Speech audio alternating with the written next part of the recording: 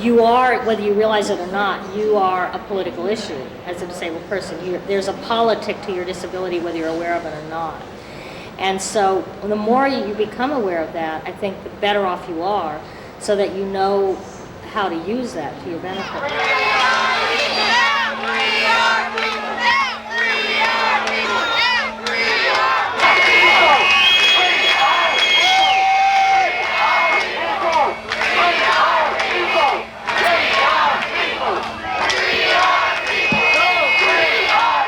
But they also don't see that one of the major contributors to our loss of control is society and the way it views us, and its reluctance, its unwillingness to accommodate a different lifestyle, a lifestyle as different as ours.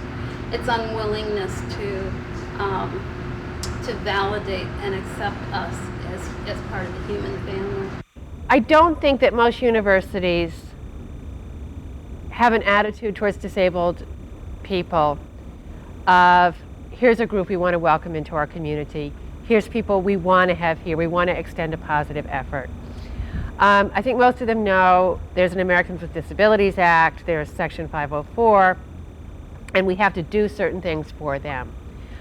Unfortunately, that often becomes a question of how little can we get away with legally.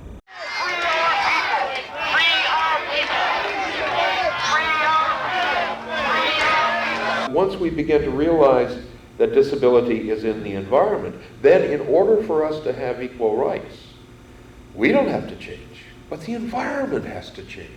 And that really is an agenda that the other social movements have addressed only in part. We want all aspects of the environment changed. We want the physical environment changed. We want the attitudinal environment changed. All we want to do is change the world.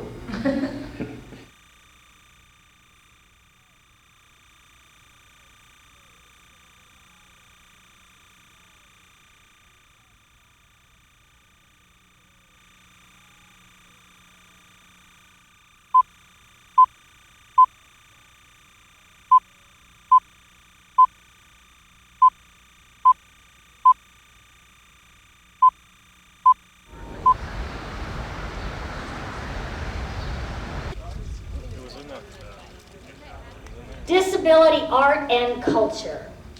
What is it about? It's about identity, who we are. You know, coming at you from the inside out. Identity. Who are you?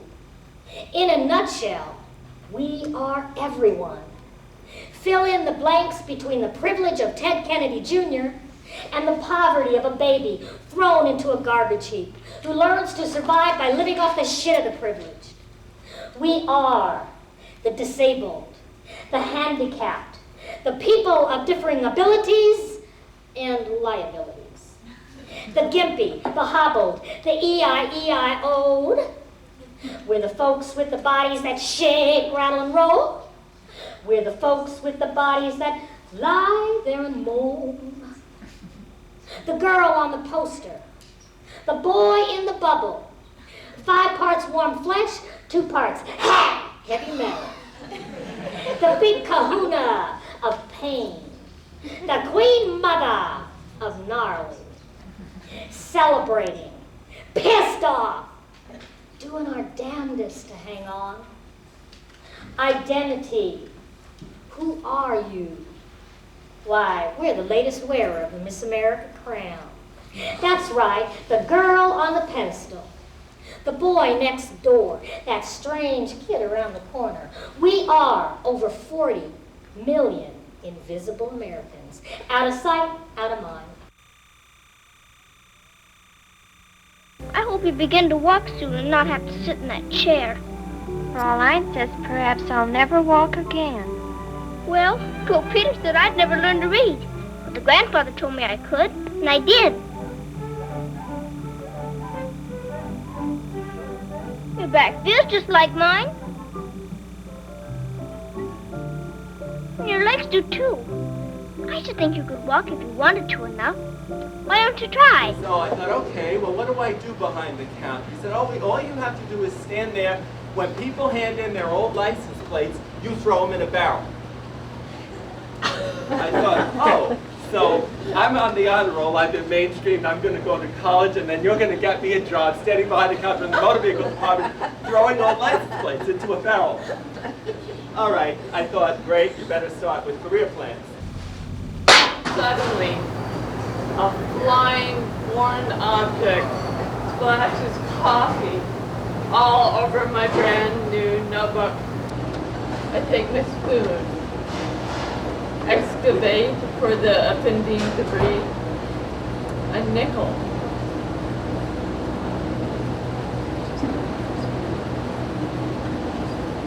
No other customers seem to be getting spare change in their warm beverages.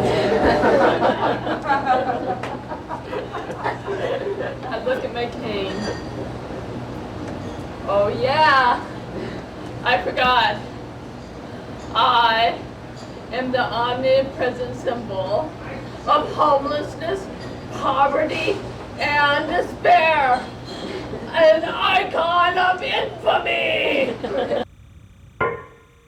I use a wheelchair on campus. So I went over to the building that the communications department is in, and I got off the elevator on the 5th floor, and I said to somebody in the hallway, "Where's the communications department?" And this woman said, "Oh, I'll take you there." And I said, "You know, you don't need to do that, just tell me where it is." And she said, "No, let me take you there." So I went down the hallway with this woman, and she goes, "Here you go." So I go into the room, and I say to the woman behind the desk, "Hi, I'm Ann Finger from the English department. I'm here to return the key that we used for the reading last night." And she pulls out a list and starts going down the list, and I'm thinking, this is weird. I mean, how many keys does the communications department give out? Well, it turns out I wasn't in the communications department. I was in the communications disorders clinic. And they thought I was returning a key from the language lab. And there's this immediate assumption when you're in a wheelchair that you're there as a patient, you're there to be helped. And I love the fact that it was a communication disorders clinic, because it's like, excuse me, whose communication is disordered around here? My shame about my body, the way I move, in my life isn't mine. It's a grimy nickel thrown into my cup when I'm least expecting, and I'm not going to swallow anymore. Cheryl, did you hear the good news? They just nominated Jerry Lewis for a Nobel Peace Prize. Jerry fucking Lewis!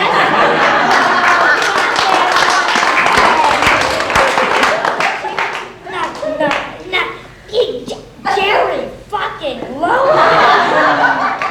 The room is still, except for a few eyes wide, mouths open. Children clutch their mother's skirts in terror. And the specific reference on the T-shirt is, again, the movement to treat disability as a source of dignity and pride, and as something positive, and to reject the sympathy, the paternalism, and the pity with which the non-disabled world has traditionally approached this issue. Most of the attention you get is negative when you're a disabled child. Here they come and they put you on TV and they tell you you're special, and for a day they pamper you. And you have no idea how you're really being represented, how you're being objectified, how you're being treated as a, fate worse than death. I mean, Jerry Lewis has said things like, this is not a person with a life. This person, if you had to live like this, you'd be better off shooting yourself in the head. Oh, love, there's a message I want to raise my crippled child with, and it comes back to haunt you when you're an adult. Although there are certainly disabled adults who would like to be called Jerry's kids, but some of us never want to grow up. As a child, I adored the telethon, okay? Because I'd have all my play money out, and I'd pile it up on the sofa.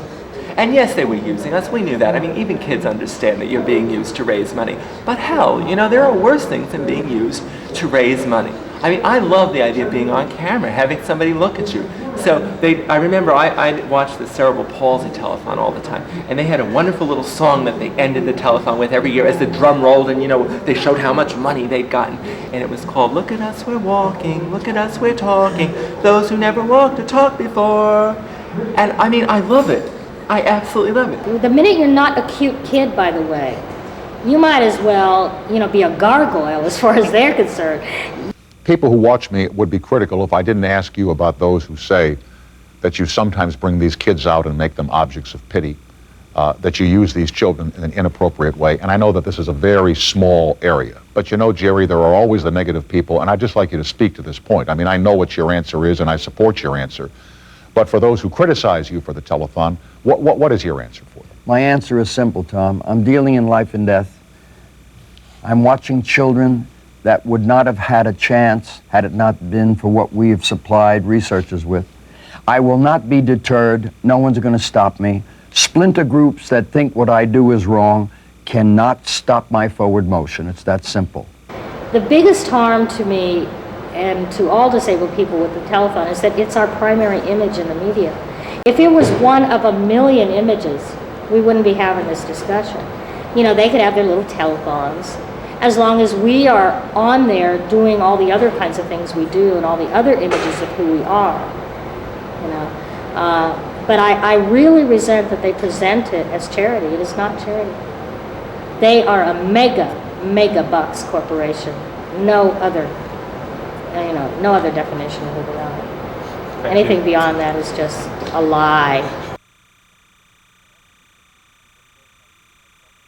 Well, I think what first has to be talked about is that you would never see a white person playing an African American on screen.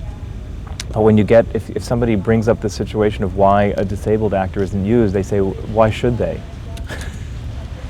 I guess it goes back to the other. So much of this conversation goes back to access, and so that's probably the first thing that a disability culture is based on and needs to look at is access. Because no matter what, access to money, access to power, access to whatever it is, and access to you can't play yourself in your roles. But I mean, they always cast Italians as Jews in films too, so that's... Could you tell us about the particular obstacles to people with disabilities trying to break into theater? I think there are a lot of stereotypes. About how parts should be played and what can be played and what is possible. And that, for instance, Oedipus supposedly historically had disability, but Oedipus is always played as the man of all men, virile, strong, Greek war hero, right? So he can't be disabled. He couldn't be in a wheelchair. He couldn't have a limp. And to find a director who's willing to rethink their concept, not only of theater but of the world, is a great obstacle. Joseph Lash's book, the famous book most people know if they know about Helen Keller, is Helen and Teacher. And it pissed me off the first time I read it. Then I read it again, I loved it. And then I read it again, and it pissed me off. And it was because he was not able to see Helen Keller as separate from Annie Sullivan, her teacher. He's not able to see, Lash also wrote a book called Eleanor and Franklin. Now this is a man who sees disabled people in connection to able-bodied people and cannot see them as separate from that. Okay, he sees Annie Sullivan as an able-bodied person in many ways, even though she wasn't.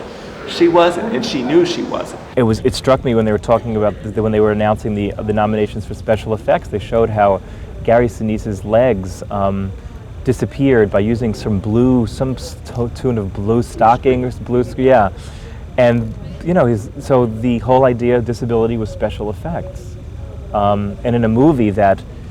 I mean, we can talk ad infinitum about that. What Forrest Gump was saying. That is even more so. It was as if they were equating portraying a disabled character in this. And the next thing they went on to was how they inserted, Tom Hanks as Forrest Gump into film with the former presidents and stuff. So it was equated as the same thing. So again, it was a trick. You know, it was an illusion. It wasn't a reality. Why do you see that as dangerous? Or upsetting? I see it as upsetting because nobody questions it. I mean, it was just given is that's the way we do it in film.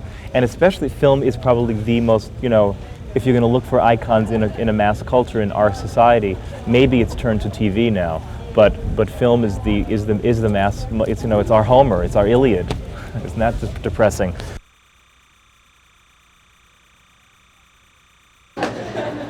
So my exercise video is going to be called Triple Flustered Spandex. Because as I told you from my bio, it is more important what you look like than what you do. Able-bodied people do not exercise because of their health, and neither should we. That's the big fallacy to physical therapy. Nobody works out for their health. Susan Powder taught me this, Jane Fonda taught me this, those girls know, right? So my opening would say, do not consult your physician before beginning this or any other exercise program. You girls, you have consulted with that man many times, and look at you. I saw the people in power, the medical and the allied health professionals, all too often talking about people with disabilities as manipulative, as needing instruction and needing direction and needing to be pushed. That was a big word. They needed to be pushed to do what was right for them. And of course what was right for them was being decided by people who were outside the immediate disability experience. I'm 14, doing time in this teaching hospital, when the head honcho of orthopedics, Zeus I believe he was called, decides to haul me in front of his in-service to be his show and tell. Now the in-service, that is where the interns and residents gather to hear the great oracle speak. Without ever introducing me to the crowd, Zeus grabs my leg and starts putting it through its paces. And then he starts talking about it, as if it's not even attached to a body, much yet less a teenage girl. Notice how the ankle is partially fused in some flux. The tibia, fibia, fibia is showing early signs of decalcification, leading to a muscle weakness of the... I begin my internal mantra, don't you dare cry, don't you dare cry, don't you dare cry. And all of a sudden I get this picture in my head. It's a very bad ventriloquist and his dummy in this rotten act on Ed Sullivan. And I start mimicking the doctor. Subflux, subflux, tibia, fibia, fibia. It begins with a few, but in no time at all, spreads throughout the entire assembly. The entire assembly laughing. All 150 worshipers laughing out loud. Everybody's laughing, everybody, except Zeus.